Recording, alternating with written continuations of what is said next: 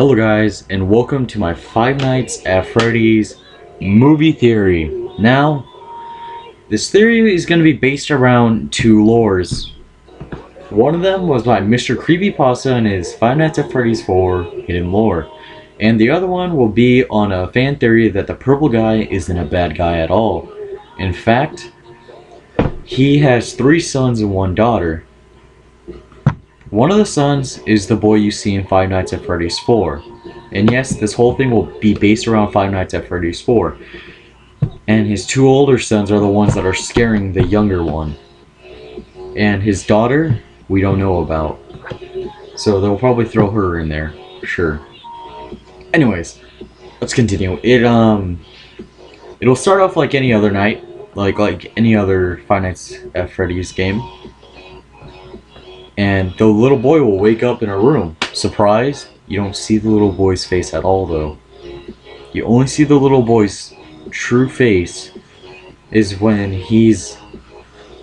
So, when you're done with the first night, how it goes to one of those cutscenes where you walk around. Well, it's going to show him waking up in the same scenario.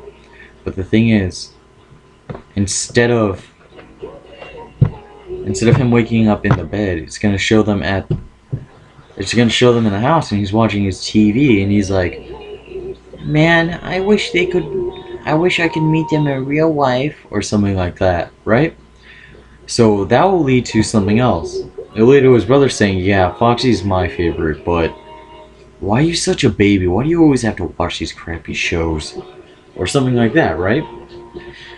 And then it will show while the little one's crying because he's seeing his brother rip off the Foxy's plushie, right? Ripping off his head and putting it on. Ripping off his head and walking out. He gets the courage to try to go after his brother, but his brother shuts the door and quickly runs behind the TV. And when he walks around, he's like, where are you? And then he starts tapping on the TV or something like that. And then he'll jump out and scare him. And that's how the first memory of him will remember. And then it will cut to night 2. Night goes on. Now night 2's cutscene is going to be something along the lines, if I remember correctly, this is when the other brother will be underneath the bed of his sister, hiding from his brother. And his brother's looking for something important. And what's going to happen there is that he's going to walk around, try to look for it, and then boom, his brother jumps out and scares him. And he starts crying, and then it cuts to night 3. And then night 3's memory is going to be like him in the whole establishment,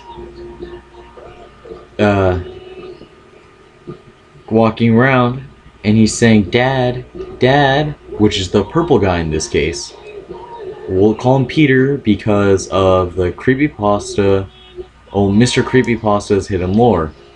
So along with that, and he's looking for his father, he'll see ghostly figures. Because the little boy, right, in one of the theories I saw was that he could see ghosts. And he sees spirits that are like involving around some of the spring traps, but the purple guy had nothing to do with that at all. So later on, he gets scared because he doesn't know where to go, because he can't go back one ways because, well, he can't leave the establishment because his father is working at the hours, and he's technically not in school yet. No, actually, he's homeschooled. Okay, let's just say that. And then how he falls and then goes into a panic attack. Then we're going to skip to night 4 scene. Night 4 scene is when... Night 4 scene is going to be totally irrelevant. Ow, you know what? Screw it. Irrelevant. But it's going to... Actually, no, it goes along with the whole storyline, actually. that's when his oldest brother, well, one of his brothers, the other brother is the phone guy, the one who is making the pre-recorded messages for the next place, without knowing this just happened. And his older brother is teasing him, just like in the Mr. Creepypasta theory, brings him up to Fredbear's jaw, and it clamps shut, and he's bleeding in his brother's arms, and his brother's just wailing and crying, saying, "I didn't mean for this to happen. I'm sorry. I wish I never did this." And he starts yelling, "Someone call the ambulance." And Purple Guy, which is his father, comes out and says, "What's wrong?" And he's holding his bleeding, dying brother in his hands. And then he just yells, "Oh God, get." The ambulance gets there, and his father's worried, and they're at the bedside. And then, boom, Night 5 is activated, and once you're done with Night 5, the final scene is when Purple Guy's walking around, and he's like, "Are you..." And he cusses at his son.